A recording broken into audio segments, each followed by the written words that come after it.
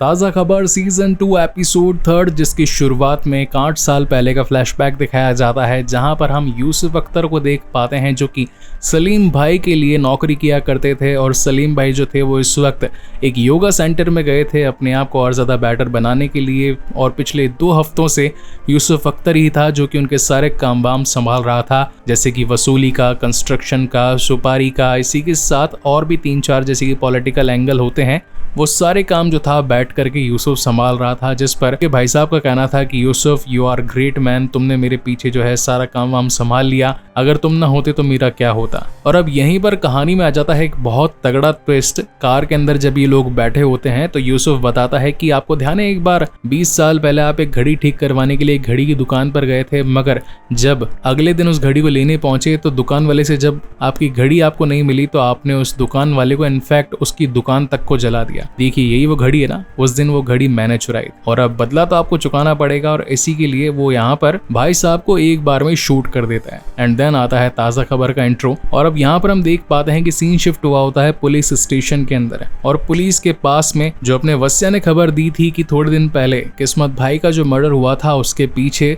यूसुफ अख्तर का हाथ है तो उसे जाकर के पकड़ लो। मगर यार यूसुफ भाई is a very big shot guy, उसने ऑलरेडी पैसे खिला करके पुलिस को अपने साथ जोड़ लिया था। और यही रीजन था कि यहाँ पर पुलिस अब यूसुफ अख्तर की जगह वस्या के खिलाफ ही केस दायर कर देती है। मगर अब जैसा कि इनके बीच में मांडवली हुई थी, यानी कि वस्या को चुकाने हैं पैसे, तो अब वो क्या 500 की जगह 600 कर देता है, मतलब 100 करोड़ और बढ़ा देता है और केस को वहीं पर रफा दफा करके उसको बाहर जाने के लिए भेज देता है। अब यहाँ पर बाहर आने के बाद में पहले तो वो मधु से मिलता है, उसको समझाने की कोशिश करता है, जहाँ पर मधु कहती है कि तुझे पता भी है जिंदगी कितनी ज्यादा इंपॉर्टेंट है। मेरी एक खास दोस्त का बच्चा जो कि खाली 1 साल है हॉस्पिटल के अंदर तड़प तड़प कर मर रहा है, जीने के लिए उसको एक ऐसा इंजेक्शन लगेगा जो 18 करोड़ रुपए का है। मैं उसको रोज खाना खिलाती हूँ सिर्फ इसी उम्मीद में कि कम से कम उसको गुड बाय तो बोल सकूं जब वो जाए, मगर तूने तो मुझे गुड बाय बोलने तक का मौका नहीं दिया।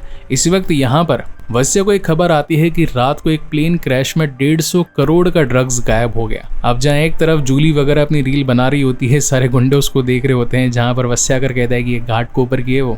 और अब घर के अंदर आकर अपने माता पिता के साथ बातचीत करने लगता है, उनको कहता है कि आप टेंशन मत लो, वैसे भी मेरे ऊपर जो कर्जा है ना वो छोटा मोटा है, चुक जाएगा।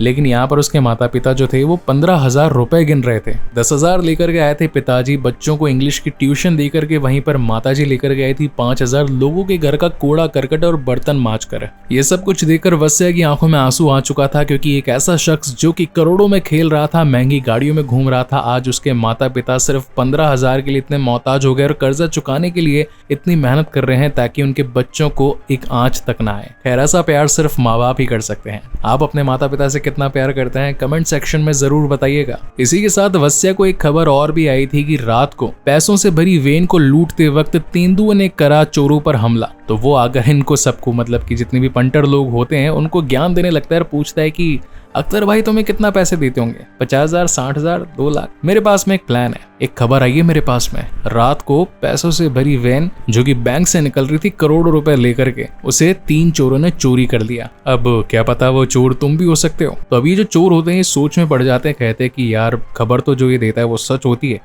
तो चलो रात को चोरी करने का प्लान बनाते हैं। मगर उन्हें क्या पता था कि रात को उनका कोई और भी इंतजार कर रहा था। देन यहाँ पर सीन शिफ्ट होता है इवनिंग में और ये लोग पहुंचे होते हैं महमूद भाई के पास में मदद मांगने के लिए, और सारी इन्फॉर्मेशन उनको भी देते हैं कि यार आज रात को एक प्लेन क्रैश के अंदर करीब 150 करोड़ का ड्रग्स गायब होने वाला है, तो हमें जल्दी से जाकर उस ड्रग्स को साथ में निकालना है ताकि हम अपने यूसुफ भाई का कर्जा तो कम कर सकें। तो ये लोग एक टैक्सी लेकर के निकले होते हैं और उसी प्लेन क्रैश वाली जगह पर पहुंच रहे होते हैं। अब हालांकि इन्हें वो प्लेस मिल भी जाता है, वहीं दूसरी तरफ ये जो चोर होते हैं ये पहुंचे होते हैं पैसों भरी वेन को लूटने के लिए, लेकिन वो एक रेस्ट्रिक्टेड एरिया था जहाँ पर तेंदुए घुमा करते थे, मतलब अब इनकी बैंड बजना तो तैयार थी। वहीं सीन शिफ्ट होता है हादसे की जगह पर। अब यहाँ पर जो प्लेन क्रैश हुआ था तो कुछ लोग जो थे बहुत ही ज्यादा घायल थे, तो ये लोग प्लान बनाते हैं कि पहले यहाँ से माल लेकर के निकलते हैं, देन कॉल कर देंगे एम्बुलेंस को, 108 को, वो आकर के इनको उठा करके ले जाएगी। मगर पहले यहाँ से माल लेकर निकलना बहुत ही ज्यादा इंपॉर्टेंट है। अब ये उस डब्बे को ढूंढ भी लेते हैं जिसके अंदर ड्रग्स भरा हुआ था और उसे लूट पाट करके ले भी आते हैं अपने घर।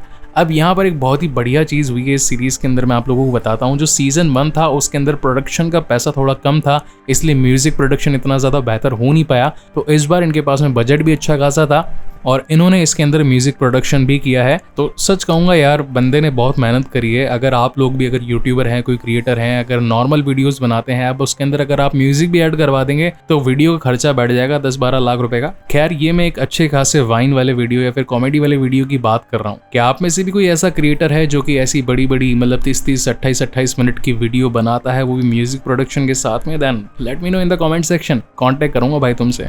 Okay, so now coming back to the main story. जब ये लोग घर पर आकर उस डब्बे को खोलते हैं तो ये मालूम चलता है कि इसमें तो कोई ड्रग्स है ही नहीं, इसके अंदर तो कुछ दवाइयां हैं। वैसे उस खबर को पूरी तरीके से खोल कर पढ़ता है तो दिखाई पड़ता है कि इस खबर में ये लिखा हुआ है 150 करोड़ की ड्रग्स मिली हुई दवाइयां गायब हुई है। अब ये दवाई किस काम में आती थी ये तो वत्स्य को मालूम नहीं था, इसलिए वो फोटो खिंचवा करके अमेरिका में शाजिया को भिजवाता है और कहता है कि जरा मुझे चेक करके बताओ कि ये इतनी महंगी कैसे है। जहां पर शाजिया बताती है कि कुछ ऐसे पेशेंट होते हैं जिन्हें की SMA नाम की बीमारी होती है। ये एक ऐसा कैंसर है जिसके मरीज ज्यादातर मारे जाते हैं क्योंकि इनकी दवाई ही इतनी महंगी होती है कि कोई अफोर्ड कर नहीं पाते।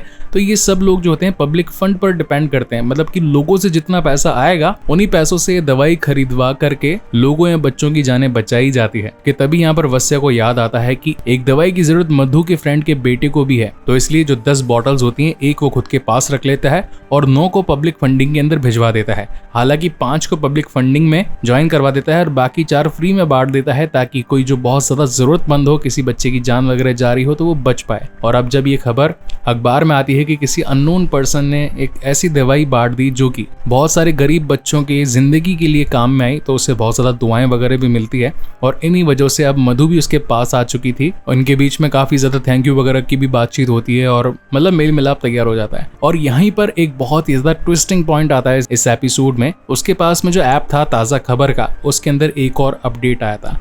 अब वत्स्य सोच रहा था कि यार इसको अपडेट करूं कि नहीं करूं। मान लो अगर अपडेट कर दिया और जो पावर इसके पास में वो चली गई तो बैंड बज जाएगी। मगर अब जैसा कि ढेर सारे लोगों की दुआएं उसके साथ में थी, दैट इज वाई वो उस ऐप को अपडेट कर देता है। और इस बार अपडेशन में एक सर्च आइकन उसे मिलता है, यानी कि वो कुछ भी टाइप करके भी पूरी देश और दुनिया के अंदर हुई हुई खबरों या फिर बीती हुई वारदातों को वक्त से पहले चेकआउट कर सकता था। और अब जैसे कि पब्लिक क्राउड फंडिंग से उसके पास में पैसा आ चुका था तो वो अपने माँ बाप को एक सेफ प्लेस पर पहुंचाने वाला था।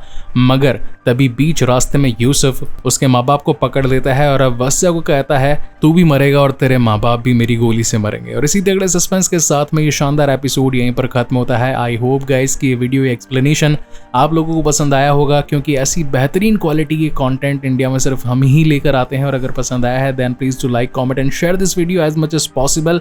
इसके नेक्स्ट आने वाले एपिसोड और भी ज्यादा बेहतरीन होने वाले हैं, जिन्हें हम जल्द ही आप लोगों के लिए लेकर के आएंगे। सो तब तक के लिए keep watching and stay safe. Thank you so much guys for watching this video. मिलते हैं अगले वीडियो में।